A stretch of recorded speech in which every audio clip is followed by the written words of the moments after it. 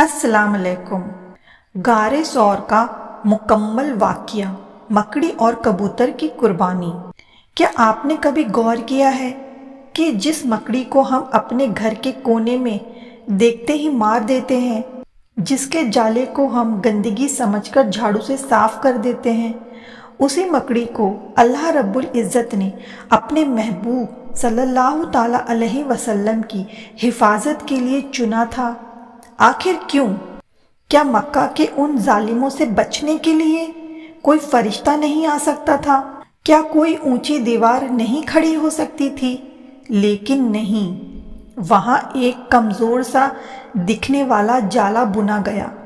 क्या यह सिर्फ एक इत्तेफाक था या फिर कुदरत का वो फैसला जिसने इस्लाम की तारीख को हमेशा के लिए बदल दिया? तसव्वुर कीजिए, उस तपते हुए रेगिस्तान, उस ऊंचे पहाड़ का जिसे हम गारे शौर कहते हैं। बाहर दुश्मन खड़े थे, उनकी आंखों में खून था, हाथों में नंगी तलवारें थीं और उनके दिमाग में सिर्फ एक ही लालच था, 100 सुर्ख ऊंटों का इनाम। वो लोग जो जमीन पर पैरों के निशान देखकर ये बता देते थे कि ये आदमी किस कबीले का है, वो उस गार के बिल्कुल एंट्रेंस तक पहुंच चुके थे। फासला सिर्फ चंद कदमों का था। अगर वो दुश्मन जरा सा झुककर देख लेते तो तारीख आज कुछ और ही होती। लेकिन वो क्या था? ना कोई फौज थी, ना कोई ढाल। गार के अंदर का मंजर और भी रूहानी था। हजरत अबू बकर सिद्दीकी रजी की धड़कनें तेज थीं, अपनी जान के लिए नहीं बल्कि अपने आका की हिफाजत के लिए। उन्होंने गार के हर सुराख को अपने कपड़े फाड़कर बंद कर दिया था ताकि कोई जहरीला कीड़ा बाहर न आए, मगर एक आखिरी सुराख रह गया था और वहां उन्होंने अपनी एड़ी रख दी। एक जहरीला सांप उन्हें बार बार डस रहा था, जहर रगों में दौड़ रहा था, दर्द की शिद्दत से जिस्म पीला पड़ रहा था। लेकिन कुर्बान जाए उस मोहब्बत पर, सिद्दीक़े अकबर ने अपनी एड़ी नहीं हटाई, कहीं मेरे आका की नींद में खलल न पड़ जाए। फिर वो मौजज़ा हुआ जिसने अकल को हैरान कर दिया। दुश्मन गार के मुंह पर थे, लेकिन सामने एक बारीक सा जाला देखकर वो ये कहने पर मजबूर हो गए कि यहाँ कोई परिंदा भी नहीं आ सकता, इंसान कैसे जाएगा। आज की इस वीडियो में हम उस मकड़ी की हकीकत, जिसे मारने से हमें आज भी क्यों रोका गया है और क्यों बुजुर्ग कहते हैं कि मकड़ी को मारने वाले को कई तरह की बीमारियां लग जाती हैं। आज की ये दास्तान आपके ईमान को वो ताजगी देगी जो आपने पहले कभी महसूस नहीं की होगी। चलिए इस रूहानी सफ़र को शुरू करते हैं। उस दौर में मक्के की फिजा पूरी तरह बदली हुई थी। वो शहर जो कभी अमन का घर था, अब वहाँ नफरतों की आग सुलग रही थी। हर तरफ दुश्मनी थी, हर गली में साजिशें बुनी जा रही थी। नबी पाक सल्लल्लाहु ताला अलैहि वसल्लम की हक वाली दावत ने मक्का के कुफ्र और शिर्क की नींव हिलाकर रख दी थी। हक की आवाज़ जितनी बुलंद हो रही थी, बातिल का जुल्म उतना ही गहरा होता जा रहा था। दुश्मन अब हदें पार कर चुके थे। एक रात ऐसी आई जब उन्होंने नबी पाक सल्लल्लाहु ताला अलैहि वसल्लम के घर को घेर लिया। कत्ल का इरादा कर लिया गया, लेकिन अल्लाह का इरादा कुछ और था। नबी अपने बिस्तर पर हजरत अली रजी को लिटाकर दुश्मनों की आंखों में धूल झोंकते हुए निकल गए। जब सुबह मक्का के सरदार नाकाम हुए, उनकी बौखलाहट और बढ़ गई। तभी मक्का के बाजारों में एक जोरदार ऐलान गूंजा, जो कोई भी मोहम्मद सल्लल्लाहु ताला अलैहि वसल्लम और उनके साथी को जिंदा या मुर्दा पकड़कर लाएगा, उसे 100 ऊंट इनाम में दिए जाएंगे। 100 ऊंट। یعنی اس زمانے کی سب سے بڑی دولت۔ آج کے دور میں سمجھ لیجئے جیسے 100 لگژری گاڑیاں مرسڈیز کسی کے نام کر دی جائے، یہ کوئی چھوٹا انعام نہیں تھا، یہ مکہ کے امیروں کی پوری جائیداد کے برابر تھا۔ یہ اعلان ہوتے ہی پورے مکہ میں ہلچل مچ گئی، ہر لالچی، ہر دشمن اور ہر شکاری تلواریں تیز کر کے اس انعام کی تلاش میں نکل پڑا۔ مکہ کی پہاڑیوں سے لے کر تپتے ریگستان تک ہر طرف موت کا پہرا تھا، لیکن ان سب کے بیچ اللہ کے محبوب اپنے سب سے وفادار ساتھی حضرت ابو بکر صدیقی رضی کے ساتھ غار ثور کی طرف بڑھ رہے تھے۔ وہ سفر جہاں ایک طرف دنیا کا لالچ تھا اور دوسری طرف اللہ کی حفاظت۔ تاریخ کی وہ سب سے بھاری رات جب نبی پاک صلی اللہ تعالی علیہ وسلم نے اپنا وطن، اپنا پیارا شہر مکہ چھوڑا، لیکن آپ اکیلے نہیں تھے، آپ کے ساتھ تھے وہ جنہیں اللہ نے ثانی الحسنین یعنی دو میں سے دوسرا کہا، حضرت ابو بکر صدیقی رضی اللہ تعالی عنہ۔ یہ کوئی عام سفر نہیں تھا، یہ حق اور باطل کی جنگ کے بیچ ایک حجارت تھی۔ ایک طرف مکہ کی گلیاں رو رہی تھی تو دوسری طرف پہاڑ اور رستے اپنے نصیب پر ناز کر رہے تھے۔ راستہ سیدھا اور آسان نہیں تھا، چاروں طرف اونچے اونچے پہاڑ اور تپتی ہوئی پتھریلی زمین تھی، پتھروں کی چبھن تھی، پیروں میں چھالے تھے اور پیچھے خون کے پیاسے دشمن۔ یہ پہاڑ تقریباً 5000 فٹ اونچے تھے۔ تصور کیجئے اس دور میں جب نہ کوئی راستہ تھا نہ کوئی روشنی، صدیق اکبر کس طرح اپنے آقا کو سہارا دے کر اس بلندی پر لے جا رہے ہوں گے۔ دشمنوں سے بچنے کے لیے سیدھا راستہ چھوڑ کر ٹیڑھا میڑھا پہاڑی راستوں کو چنا گیا۔ آدھی رات میں پہاڑ کی چوٹیوں پر چڑھنا جان جوخم میں ڈالنے جیسا تھا، لیکن محبت کا عالم یہ تھا کہ حضرت ابو بکر کبھی نبی صلی اللہ تعالی علیہ وسلم کے آگے چلتے، کبھی پیچھے، کبھی دائیں تو کبھی بائیں۔ پوچھنے پر عرض کیا، یا رسول صلی اللہ، جب دشمن کا خیال آتا ہے تو آگے ہو جاتا ہوں، اور جب پیچھے سے حملے کا ڈر ہوتا ہے تو پیچھے آ جاتا ہوں۔ سبحان اللہ۔ آخر کار وہ دونوں پہنچے اس مقام پر جسے دنیا آج غار ثور کے نام سے جانتی ہے۔ ایک اونچے پہاڑ کی چوٹی پر ایک بہت سی چھوٹی سی گفا۔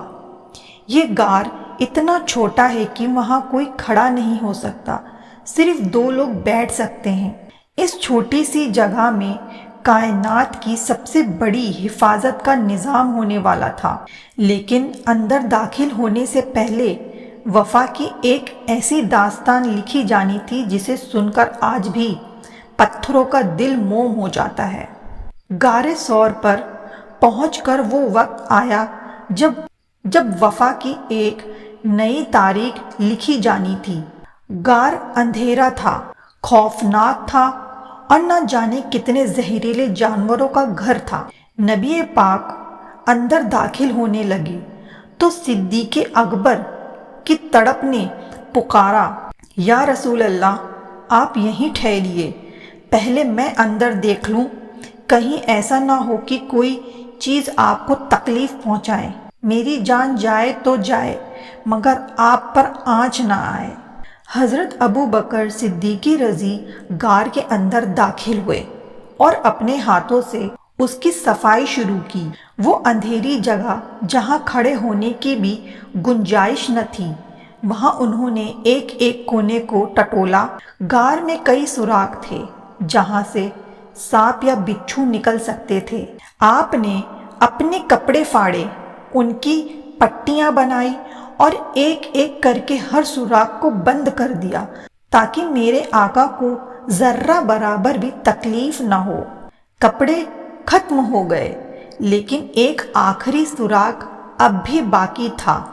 اب وہاں بند کرنے کے لیے کچھ نہ بچا تھا تو صدیق اکبر نے اپنی جان کی پرواہ کیے بنا وہاں اپنی ایڑی رکھ لی۔ یہ وہ سوراخ تھا جہاں ایک سانپ برسوں سے دیدار مصطفیٰ کا انتظار کر رہا تھا، لیکن صدیق اکبر کا پہرا ایسا تھا کہ وہ ایڑی ہٹانے کو تیار نہ تھے۔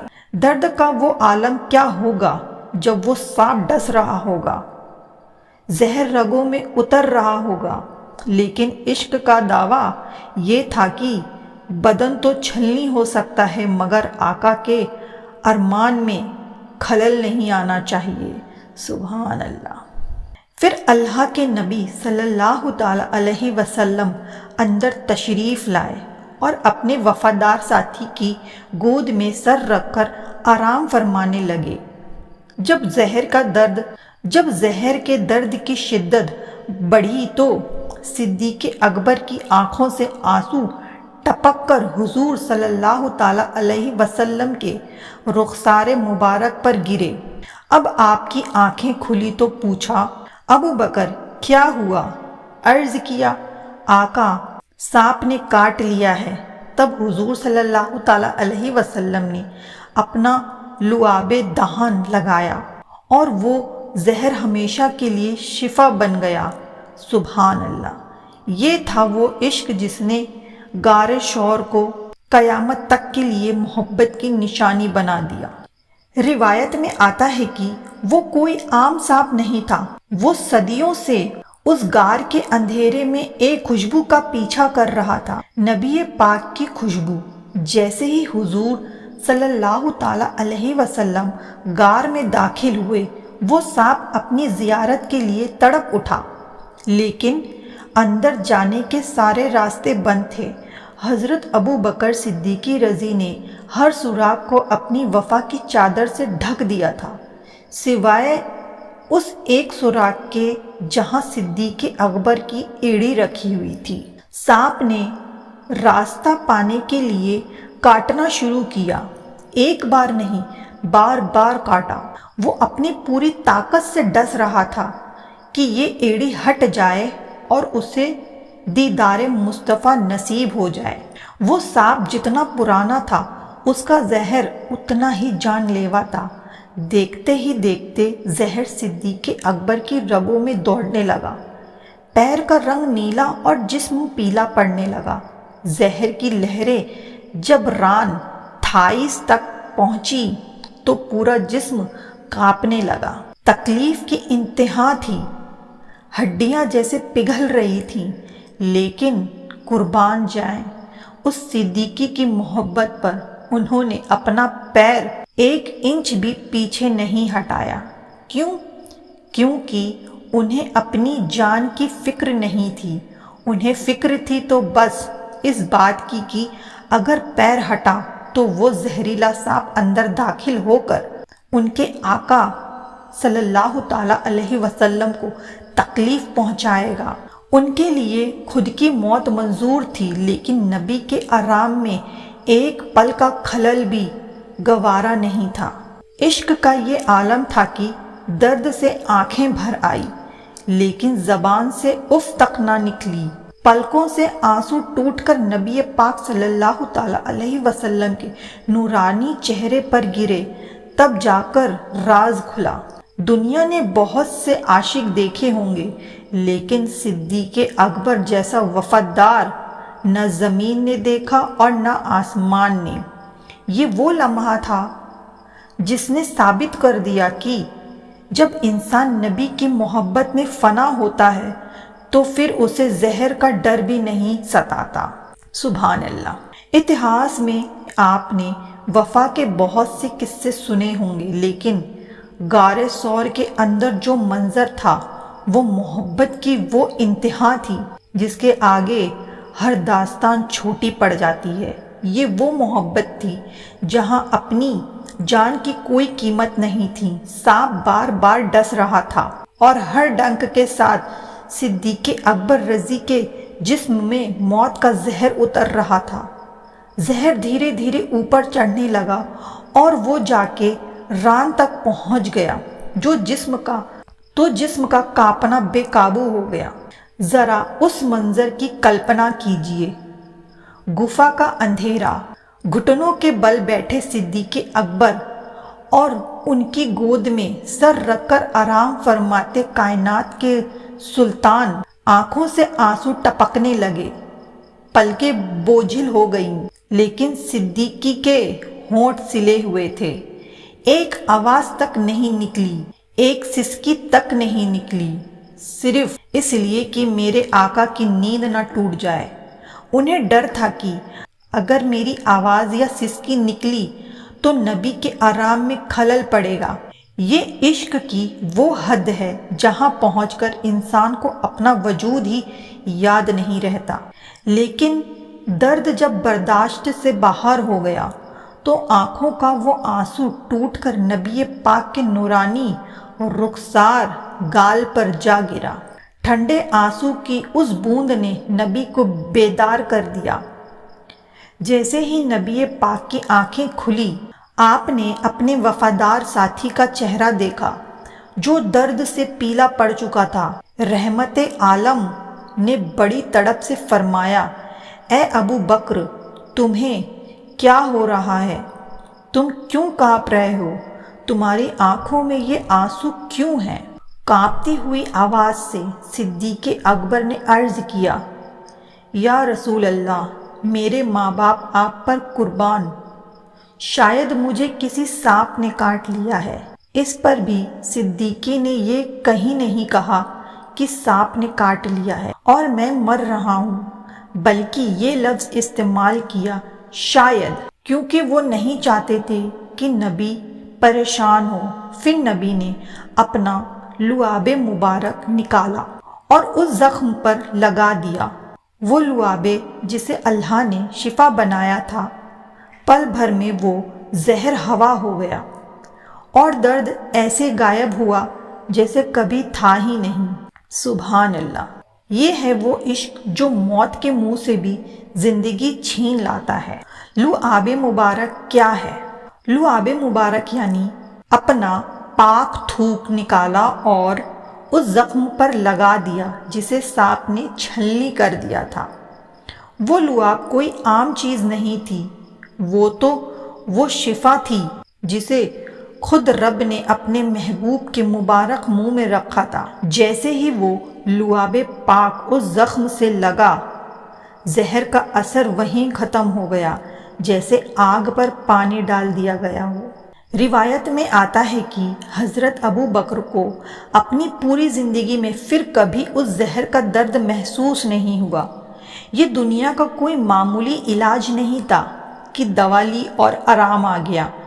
یہ تو نبوت کی وہ نشانی تھی جو بتا رہی تھی جس کے ساتھ اللہ کا رسول ہو، موت اس کا کچھ نہیں بگاڑ سکتی۔ ذرا غور کیجئے، جس زبان کے نام کو پڑھ کر شہد کی مکھیاں شہد میں مٹھاس لاتی ہیں، اس زبان اور اس دہنے مبارک میں کتنی مٹھاس ہے، کتنی شفا ہوگی۔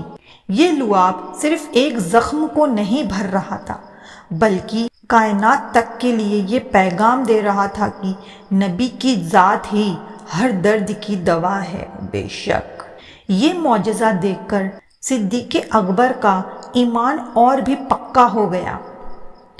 غار کے اس سناٹے میں اللہ نے اپنے محبوب کی عظمت کا ایک اور جلوہ دکھا دیا تھا، لیکن ابھی تو یہ صرف شروعات تھی۔ باہر دشمنوں کا گھیرا بڑھنے والا تھا اور اب قدرت کا وہ معجزہ ہونے والا تھا جسے دیکھ کر عقل دنگ رہ جانے والی تھی، یعنی وہ ننھی سی مکڑی اور اس کا جالا۔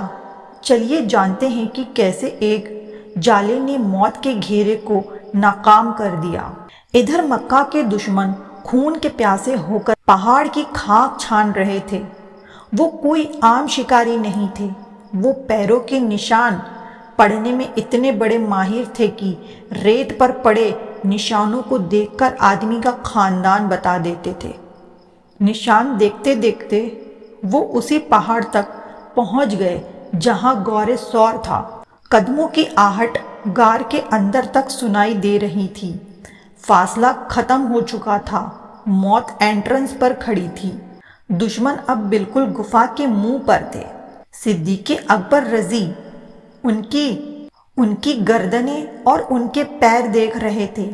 وہ منظر ایسا تھا کہ اگر وہ دشمن ذرا سا جھک کر اپنی ایڑیوں کی طرف دیکھ لیتے تو سب کچھ صاف دکھ جاتا۔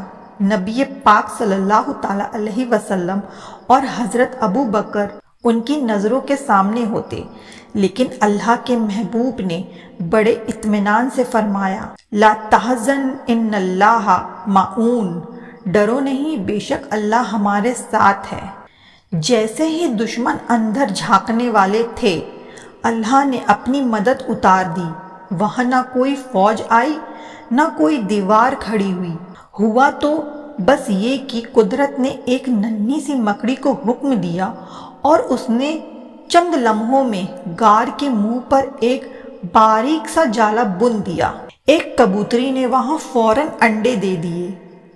دشمن جب وہاں پہنچا تو وہ یہ دیکھ کر دنگ رہ گیا کہ جس غار پر مکڑی کا جالا ہو اور کبوتری کے انڈے ہو، وہاں کوئی انسان بھلا کیسے داخل ہو سکتا؟ دشمنوں کی عقل پر پردہ پڑ گیا۔ جو نشان پہچاننے کے استاد تھے وہ اس کمزور جالے کو دیکھ کر واپس پلٹ گئے۔ اللہ نے دکھا دیا کہ جب وہ حفاظت کرنا چاہے تو ایک مکڑی کا جالا بھی دنیا کی سب سے مضبوط دیوار بنا دیتی ہے۔ یہ اللہ کی وہ مدد تھی جس نے ثابت کر دیا کہ حق کو مٹانا ناممکن ہے۔ دشمن غار کے انٹرنس پر تھے، ہاتھ بڑھاتے تو نبی تک پہنچ جاتے، لیکن تبھی اچانک کیا ہوا، قدرت نے اپنا کھیل دکھایا۔ جس مکڑی کو ہم کمزور سمجھتے ہیں، اللہ نے اسے حکم دیا، دیکھتے ہی دیکھتے غار کے منہ پر اس مکڑی نے ایک جالا بن دیا۔ وہ جالا چند لمحوں میں اتنا گھنا ہو گیا کہ دیکھنے والے کی عقل دنگ رہ جائے۔ ایسے لگتا تھا جیسے یہ جالا یہاں برسوں سے موجود ہے اور اس کے پیچھے کوئی جا ہی نہیں سکتا۔ معجزہ صرف جالے تک نہیں رکا، اسی وقت اللہ کے حکم سے ایک جنگلی کبوتر وہاں آئی اور اس نے ٹھیک غار کے منہ پر اپنے انڈے دے دیے۔ عرب کے لوگ جو پہاڑوں اور جنگلوں کی رگ رگ سے واقف تھے، وہ ایک بات بہت اچھی طرح جانتے تھے کہ جہاں کبوتری اطمینان سے انڈے دے دے اور جہاں مکڑی کا جالا سلامت ہو، وہاں انسانوں کا آنا جانا ممکن ہی نہیں، کیونکہ انسان کے قدم پڑتے ہی نہ جالا بچتا ہے اور نہ کبوتری وہاں انڈے دیتی ہے۔ مکہ کے وہ ظالم شکاری جو زمین پر پیروں کے نشان دیکھ کر قبیلے بتا دیتے تھے، آج ایک ننھی سی مکڑی کے سامنے ہار گئے۔ وہ غار کے منہ تک آ کر بھی واپس پلٹ گئے۔ انہوں نے آپس میں کہا، اگر کوئی اس کے اندر گیا ہوتا تو یہ جالا ٹوٹ چکا ہوتا۔ اللہ نے دکھا دیا کہ اسے اپنے محبوب کی حفاظت کے لیے کسی لوہے کی دیوار کی ضرورت نہیں ہے، اس کے لیے تو مکڑی کا ایک باریک دھاگا ہی کافی ہے۔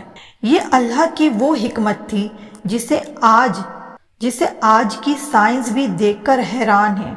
ایک طرف دنیا کی سب سے بڑی طاقتیں تھیں اور دوسری طرف اللہ کی دو ننھی مخلوق، مکڑی اور کبوتری، آج بھی ہمارے لیے عزت کے قابل ہے، کیونکہ یہ میرے آقا کی ناموس کی حفاظت کرنے والے پہرے دار ہیں۔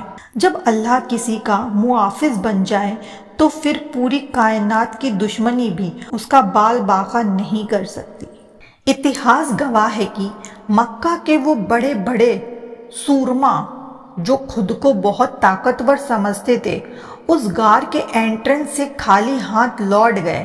اللہ رب العزت نے پوری دنیا کو یہ پیغام دے دیا کہ جب وہ حفاظت کا ارادہ کر لیتا ہے تو اسے کسی اونچی دیوار یا بڑی فوج کی ضرورت نہیں ہوتی۔ کبھی کبھی سب سے کمزور سمجھے جانے والی مکڑی اور اس کا باریک سا جالا بھی دنیا کی سب سے مضبوط ڈھال بن جاتی ہے۔ یہ اللہ کی وہ تدبیر تھی جس نے انسانی عقل کو سجدہ کرنے پر مجبور کر دیا۔ یہی وجہ ہے کہ ہمارے دین میں اور بزرگوں نے بڑے صاف لفظوں میں لکھا ہے کہ مکڑی کو مت مارو۔ مکڑی کو جان بوجھ کر مارنے والے کو کئی طرح کی روحانی اور جسمانی بیماریاں لگ سکتی ہیں۔ اگر گھر میں جالا ہو جائے تو آپ انہیں صفائی کے ساتھ ہٹا دیں، لیکن اس ننھے جان کو نقصان نہ پہنچائیں۔ سوچئے، جس مخلوق کو اللہ نے اپنے محبوب کی پہرے داری کے لیے چنا ہو، اس کا مقام کتنا بلند ہوگا۔ مکڑی اور کبوتری یہ دونوں میرے آقا کی ناموس کی حفاظت کرنے والے محافظ پہرے دار ہیں۔ انہیں نقصان پہنچانا گویا اس احسان کو بھولنا ہے جو انہوں نے غار ثور میں کیا تھا۔ آج بھی حرم شریف کے میناروں پر وہ کبوتر اللہ اور اس کے رسول کے اسی معجزے کی گواہی دیتے نظر آتے ہیں۔ غار ثور کا وہ معجزہ صرف اتہاس کے پنوں تک محدود نہیں رہا، بلکہ اس کی گواہی آج بھی مکہ اور مدینے کی گلیوں میں نظر آتی ہیں۔ آپ نے غور کیا ہوگا کہ کبوتر ایک ایسا پرندہ ہے جسے دنیا کے ہر کونے میں دیکھا جاتا ہے، لیکن جو مقام اور عزت اسے حرم شریف میں ملتی ہے وہ کہیں اور ممکن نہیں۔ آج بھی ہزاروں لاکھوں کی تعداد میں کبوتر حرم کی میناروں اور مسجد نبوی کے شہر میں آزاد گھومتے ہیں۔ حقیقت تو یہ ہے کہ وہاں نہ انہیں کوئی بھگاتا ہے، نہ کوئی ستاتا ہے، اور نہ ہی کوئی انہیں نقصان پہنچانے کا سوچ سکتا ہے۔ آخر کیوں؟ یہ اس وفا کا انعام ہے جو اس پرندے کی نسل نے غار ثور میں دکھائی تھی۔ جس دن نبی پاک دشمن کے گھیرے میں تھے، تب اللہ کے حکم سے اسی کبوتری نے وہاں انڈے دے کر دنیا کو یہ یقین دلا دیا تھا کہ اندر کوئی انسان موجود نہیں ہے۔ آپ کبھی غور کریں، حرم شریف اور مسجد نبوی میں لاکھوں کبوتر ہونے کے باوجود وہ نہ تو کعبہ کی چھت پر اور نہ ہی گنبد خضر کے ادب کے خلاف کوئی گندگی کرتے ہیں۔ یہ پرندے آج بھی اس احسان کو یاد رکھتے ہیں۔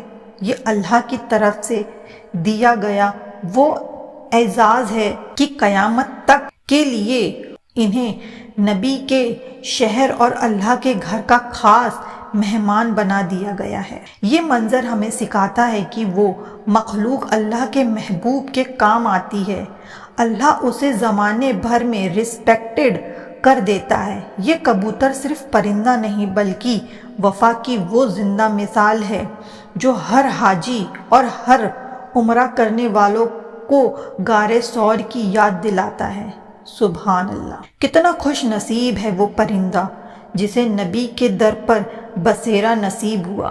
اللہ ہمیں بھی ان پرندوں جیسا ادب اور وفا نصیب فرمائے، آمین۔